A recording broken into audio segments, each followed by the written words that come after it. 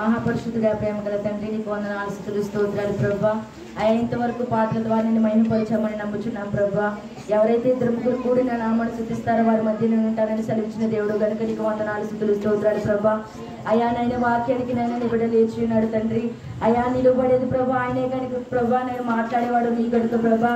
అయ్యా నీ బిడ్డలతో ఏమైతే మాట్లాడాలనుకున్నా ప్రభా నువ్వు మాట్లాడమని అడుగుచున్నాను తండ్రి. అయ్యా నైనా నీ వాక్యములు మేము శ్రద్ధగా వినడానికి నేను సహాయం దయచేయండి ప్రభా. అయ్యా నైనా నీ మాట ప్రభా మేము శ్రద్ధగా వినాలి ప్రభా. నేను ఏ బిడ్డప్పుడు కూడా ప్రభా ఆలోచితంగా ఉండకుండా ప్రభా నీ వాక్యాన్ని విని ప్రభా నీ వాక్యాన్ని సరిగ్గా జీవించే భాగ్యాన్ని దయచేయమని నిలబడి నీ సేవకుని జ్ఞాపకం చేసుకొని నీ నోటు బోరుగా వాడుకోమని ప్రభా.